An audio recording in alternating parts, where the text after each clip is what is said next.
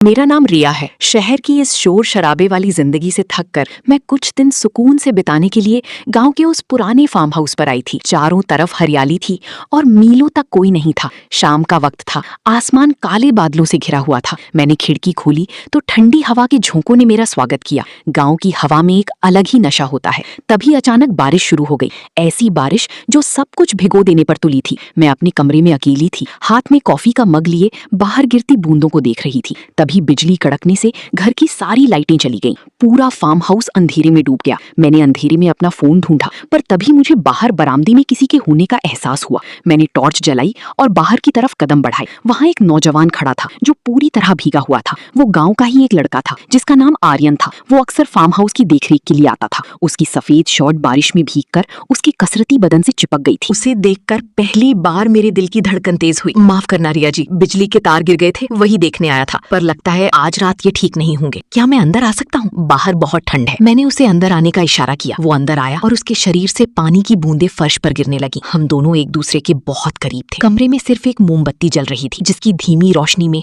आर्यन की आंखें और भी गहरी लग रही थी। उसके चेहरे पर पानी की कुछ बूंदें अभी भी थमी हुई थी। मैंने एक तौलिया उठाकर उसकी तरफ बढ़ाया, पर जैसे ही मेरा हाथ उसके हाथ से टकराया, मेरे पूरे शरीर में एक सिहरन दौड़ गई। उस वक्त बाहर का तूफान थम सा गया था, पर मेरे अंदर एक नया तूफान उठ रहा था। आर्यन ने तौलिया लिया, पर उसकी नजरें अभी भी मेरी आंखों में जमी थी। उसने धीरे से कहा, रिया जी, आप शहर की लड़कियों से बहुत अलग हैं। उसकी आवाज में वो खनक थी जिसने मेरे सारे होश उड़ा दिए। मैंने महसूस किया कि ये रात साधारण नहीं होने वाली थी। कमरे में जलती हुई उस अकेली मोमबत्ती की लौ हवा के झोंकों से कांप रही थी, ठीक वैसे ही जैसे मेरा दिल आर्यन के करीब होने पर धड़क रहा था।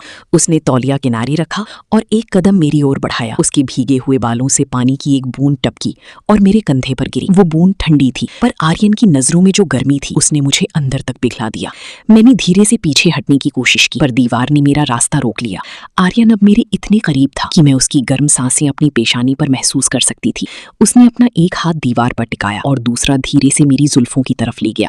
उसकी उंगलियों का स्पर्श मखमल जैसा था, पर उसमें एक गजब की कशिश थी। डर रही हूँ या फिर ये खामोशी तुम्हें परेशान कर रही है? रिया, इस गांव की रातें कभी झूठ नहीं बोलती, और आज ये बारिश भी गवाही दे रही है कि तुम भी वही महसूस कर रही हो जो मैं कर रहा हूँ। मैंने अपनी पलकी झुका ली। मेरे पास उसकी बात का कोई जवाब नहीं था। उसने अपनी उंगलियों से मेरा चेहरा ऊपर उठाया और मेरी आंखों में झांका। उस पल मुझे शहर की वो बनावटी दुनिया बहुत दूर लगने लगी। मुझे लगा कि जैसे वक्त ठहर गया हो। बाहर बिजली कड़क रही थी, खिड़कियों पर बारिश की बूंदें जोर जोर से टकरा रही थीं, पर कमरे के अंदर सिर्फ हमारी सांसों का शोर था। आर्यन ने बहुत ही नजाकत से मेरे चेहरे पर बिखरी लटों को हटाया। उसके हाथों की गर्माहट मेरी ठंडी त्वचा पर बिजली की तरह दौड़ रही थी। उसने मेरे कान के पास झुककर बहुत ही धीमी आवाज में कुछ कहा। वो शब्द नहीं थे, वो एक एहसास था जिसे सिर्फ रूह महसूस कर सकती थी। उस रात मैंने पहली बार जाना कि किसी की मौजूदगी मात्र से कैसे दुनिया बदल सकती है। रात ढलती गई, बारिश भी अब धीमी हो चुकी थी, पर उस फार्म हाउस की चार दीवारी के अंदर एक नई कहानी लिखी जा चुकी थी। जब सुबह की पहली किरण खिड़की से अंदर आई तो आर्यन वहां नहीं था, पर कमरे में उसकी खुशबू